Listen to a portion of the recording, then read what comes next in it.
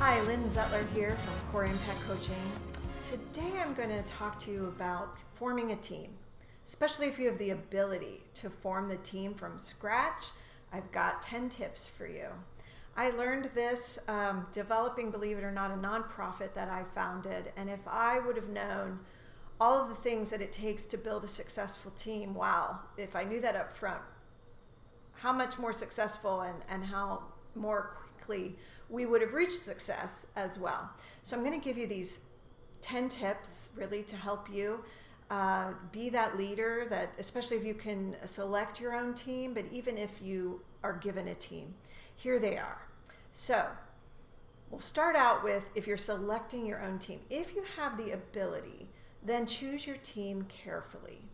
You want to make sure that you have people that are not all like you, right? You want that diversity of thought.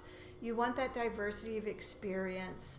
So you really want to choose carefully who you want on that team. Look for strengths, there's several different tools you can use for this. One tool that I like to use is the Core Values Index. That kind of gives you the energies of people and what they bring to the table. So that's one way. A Strengths Finder might be another, but that's how you can choose your team.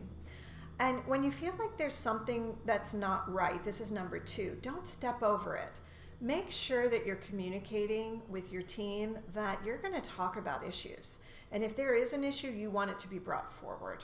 Don't step over it or ignore it. It needs to be addressed. And as a successful team, you need to feel comfortable having those conversations. Number 3, be open to people that are being honest, right? People are going to be sharing with you their thoughts and ideas. You need to be open to that. If they're being honest with you about things, you need to be considerate. Consider all those things that they're sharing. And again, you have to be open. You're developing this team and you're trying to nurture this team. So as the leader, be open to those honesties that they are sharing with you. The fourth one is definitely was useful for me. Not everyone may be this way, but it's to slow down in order to get there faster. Sometimes especially for myself, I just want to move really quick and get there as fast as possible. And I sometimes leave a wake behind me and people haven't made the journey with me. So I need to slow down in order for all of us to travel that path together so that we reach success together, rather than me rushing ahead and then having to go back, explain things, apologize, things that slow you down. So I call that slow down in order to get there faster. The fifth one is to let go of your ego. You definitely have to let go of your ego and just say, you know what, even when people are sharing with me things that I've done or that I've fallen short, I need to look at it from an organization perspective. What's best for the organization, what's best for the team, not about what it says about me. I have to let that go. So let go of your ego.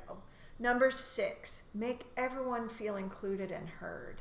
Make sure that everyone gets a chance to say their piece, and if people are unusually quiet, seek them out, ask their opinions, but that's another way to make sure that your team members feel very included.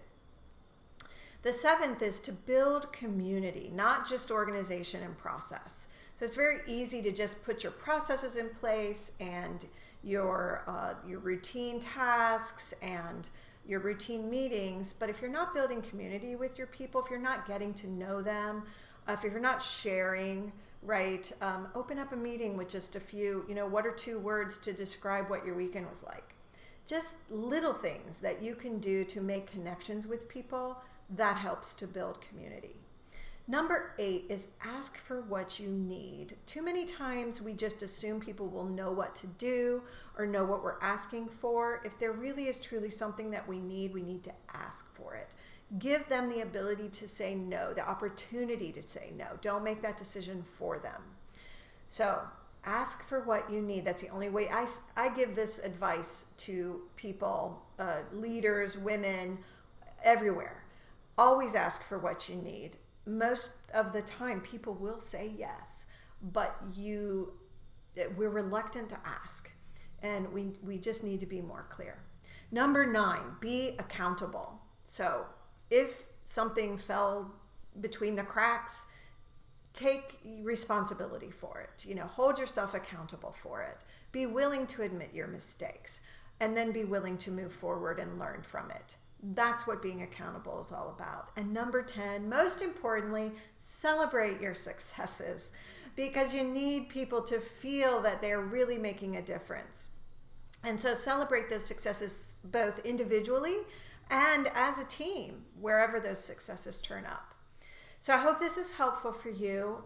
If you want more, go to CoreImpactCoaching.com and sign up for our newsletter. We send it out once a month with great articles on leadership, accountability, communication, teamwork, all those things, team building. And also go to our YouTube channel, Lynn Zettler, Core Impact Coaching, and you'll find a lot more videos just like this one. I hope you're having a wonderful day, and continue that and have a wonderful week as well.